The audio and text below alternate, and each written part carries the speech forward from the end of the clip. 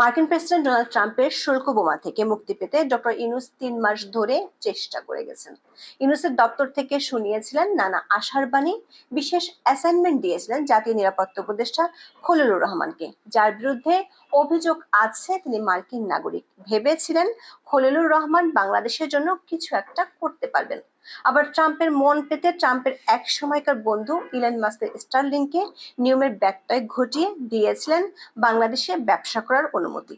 এমনকি বিদেশি ওই কোম্পানিটির প্রচারকও হয়ে যায় সরকারের কর্তা ব্যক্তিরা। কিন্তু ৭ জুলাই মধ্যরাতে ডক্টর ইউনূস জানতে পারেন খলিলুর রহমানের মিশন ফেল করেছে।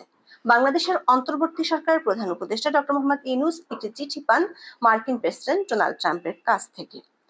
তাতে ট্রাম্প লিখেছেন, আগামী ১লা আগস্ট থেকে আমেরিকার বাজারে যে কোনো বাংলাদেশি পণ্যের উপর ৩৫% শুল্ক আরোপ করা হবে।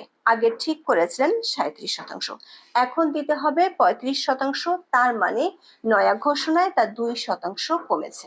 এর অর্থ হলো বাংলাদেশের গার্মেন্টস শিল্পের দুই শক্ত প্রতিদ্বন্দ্বী চীনকে যেখানে ১০% আর ভিয়েতনামকে ২০% শুল্ক দিতে হবে, সেখানে বাংলাদেশকে গুনতে হবে কড়া মাশুল। প্রশ্ন উঠেছে, দেশের রাজনৈতিক দল ও সাধারণ মানুষের মতকে উপেক্ষা করে পররাষ্ট্র মন্ত্রণালয়কে কোণঠাসা করে রেখে খলিলুর রহমানের উপর ডক্টর ইউনূসের নির্ভরতা পুরো বাংলাদেশের অর্থনীতির মেরুদণ্ড ভেঙে দিবে না তো? অবশ্য ডক্টর ইউনূস সরকারের পক্ষ থেকে দাবি করা হচ্ছে ১লা আগস্ট পর্যন্ত সময় আছে।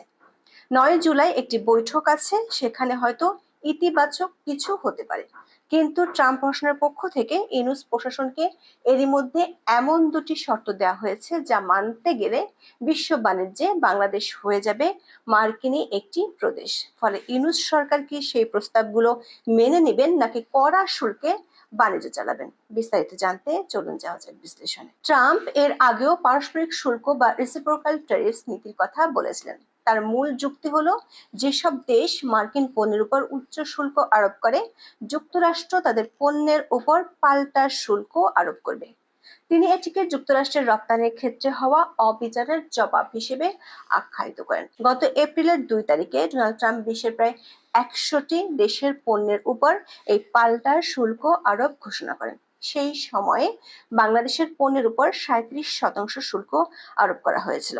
এর আগে বাংলাদেশি পণ্যের উপর যুক্তরাষ্ট্রে গড়ে ১৫% শুল্ক ছিল। এই উচ্চ শুল্ক নীতি কার্যকর হওয়ার আগে ট্রাম্প ৯০ দিনের একটি স্থগিতাদেশ ঘোষণা করেন।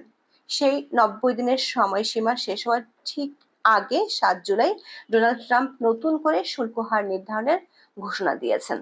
আগে ৯ জুলাই থেকে এই শুল্ক কার্যকর হওয়ার কথা থাকলেও নতুন ঘোষণা অনুযায়ী এটি ১লা আগস্ট থেকে কার্যকর হবে। বার্তা সংস্থা রয়টার্সের প্রতিবেদনে বলা হয়েছে, নিজের মালিকানাধীন ট্রুথ সোশ্যালে পোস্ট করা চিঠিতে ট্রাম্প জানিয়েছেন বাংলাদেশ সহ ১৪ দেশের উপর নতুন করে শুল্ক আরোপ করা হবে। এর মধ্যে জাপান ও দক্ষিণ কোরিয়া, মালয়েশিয়া এবং তিউনিসিয়ার পণ্যের উপর ২৫%, ইন্দোনেশিয়ার উপর ৩২%, কম্বোডিয়া ও থাইল্যান্ডের উপর ৩৬% এবং বাংলাদেশ ও সার্বিয়ার পণ্যের উপর ৩৫% শুল্ক আরোপ করা হবে। বাংলাদেশের অন্তর্বর্তী সরকারের প্রধান উপদেষ্টা ডক্টর মোহাম্মদ ইউনূসের কাছে পাঠানো চিঠিতে হুমকিও দিয়ে রেখেছেন। ডক্টর ইউনূসকে পাঠানো ওই চিঠিতে বেশ কিছু গুরুত্বপূর্ণ পয়েন্ট রয়েছে। ট্রাম্প চিঠিতে লিখেছেন, যুক্তরাষ্ট্র বাংলাদেশের সঙ্গে বাণিজ্যিক সম্পর্ক নিয়ে অনেক বছর আলোচনা করেছে এবং এই সিদ্ধান্তে পৌঁছেছে যে বাংলাদেশের শুল্ক ও অশুল্ক নীতিসমূহ এবং বাণিজ্যিক প্রতিবন্ধকতার কারণে যে দীর্ঘমেয়াদী ও স্থায়ী বাণিজ্য ঘাটতি তৈরি হয়েছে তা থেকে অবশ্যই সরে আসতে হবে। দুঃখজনকভাবে আমাদের সম্পর্ক একে অপরের সমকক্ষ থেকে অনেক দূরে। দর্শক, খেয়াল করে দেখুন, ট্রাম্প প্রশাসন বলছে বাংলাদেশ এতদিন ধরে আলোচনা করে সমঝোতায় পৌঁছানোর পথ থেকে অনেক দূরে। দৈনিক সমকালের এক রিপোর্টে বলা হয়েছে, গত ২ এপ্রিল পাল্টা শুল্ক আরোপের পর যুক্তরাষ্ট্রের সঙ্গে এ পর্যন্ত ২৮ দফা বিভিন্নভাবে যোগাযোগ করেছে বাংলাদেশ সরকার, কিন্তু সেই ২৮ দফা আলোচনায় কোনো ইতিবাচক ফল আসেনি। ট্রাম্প চিঠিতে লিখেছেন, আগামী ১লা আগস্ট থেকে যুক্তরাষ্ট্রে পাঠানো বাংলাদেশের যে কোনো সব ধরনের পণ্যের উপর মাত্র ৩৫% শুল্ক আরোপ করবে দেশটি। এই শুল্ক সব খাতভিত্তিক শুল্কের অতিরিক্ত হিসেবে প্রযোজ্য হবে। এর অর্থ হলো বেসমেন্ট শুল্ক 10% ও যোগ হতে পারে এর সাথে। আবার ট্রান্সশিপমেন্টের মাধ্যমে কোনো পণ্য গেলে সেটাতে দিতে হবে অতিরিক্ত শুল্ক। ট্রাম্প তার চিঠিতে উল্লেখ করেছেন যে এই 35% শুল্ক বাংলাদেশের সঙ্গে যুক্তরাষ্ট্রের যে বড় ঘাটতি রয়েছে তা দূর করার জন্য যা প্রয়োজন তার চেয়ে অনেক কম। তবে শুল্কমুক্ত থাকার জন্য বাংলাদেশি প্রতিষ্ঠানগুলোকে একটি পথ বাতলে দিয়েছেন ট্রাম্প। তিনি বলেছেন, যদি বাংলাদেশ বা কোনো বাংলাদেশি কোম্পানি যুক্তরাষ্ট্রে পণ্য উৎপাদন করে তাহলে কোনো শুল্ক থাকবে না। এরপরই চিঠিতে ট্রাম্প বাংলাদেশ সরকারকে হুঁশিয়ার করে দিয়েছেন। তিনি সতর্ক করে বলেছেন, যদি বাংলাদেশ মার্কিন পণ্যের শুল্ক বাড়ায় তাহলে যুক্তরাষ্ট্রের নির্ধারিত 35% শুল্কের সাথে সেই অতিরিক্ত হার যোগ করা হবে। তার মতে এই শুল্কগুলো বাংলাদেশের বহু বছরের শুল্ক এবং অশুল্ক নীতি ও বাণিজ্য বাধাগুলো সংশোধন করার জন্য জরুরি, যা যুক্তরাষ্ট্রের অর্থনীতির জন্য একটি বড় হুমকি।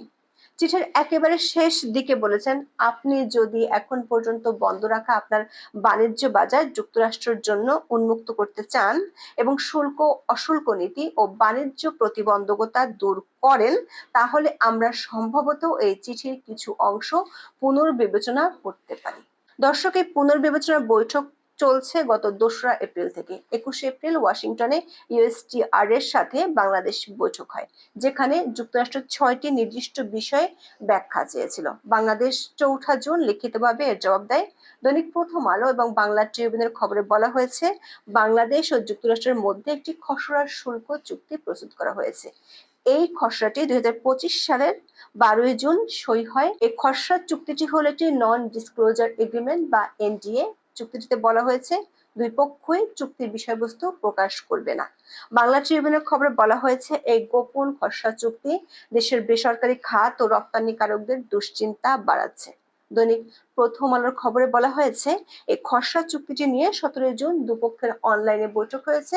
বাংলাদেশের একাধিক গণমাধ্যমের খবরে বলা হয়েছে, অন্তত 2টি পণ্য বেশি দামে আমেরিকা থেকে কেনার পরিকল্পনা করেছে বাংলাদেশ। মূলত ডোনাল্ড ট্রাম্পকে খুশি করতে এমন নতুন কৌশল নিয়েছে বাংলাদেশ। একটি হলো, বিমান পরিবহন ও পর্যটন মন্ত্রণালয় যুক্তরাষ্ট্রের বোয়িং কোম্পানি থেকে উড়োজাহাজ কেনার পদক্ষেপ নিচ্ছে। আরেকটি পণ্য হলো গম। বাংলাদেশ এখন গম আমদানি করে রাশিয়া এবং ইউক্রেন থেকে। এই দুই দেশের গমের দাম তুলনামূলকভাবে কম। আমেরিকা থেকে যদি গম কেনা হয় তবে বাংলাদেশকে প্রতি টনে $20 থেকে $25 বেশি খরচ করতে হবে। বাংলাদেশি টাকায় 3000 টাকা বেশি পড়বে। আবার আমেরিকা থেকে গম আনতে গেলে আনার খরচও বাড়বে।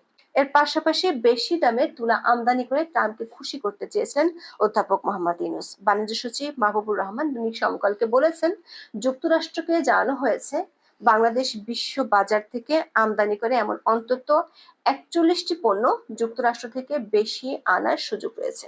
কিন্তু এসব প্রস্তাবের পরও ট্রাম্পের চিঠিতে বলা হয়েছে, ওয়াশিংটন এখনো অনেক দূরে।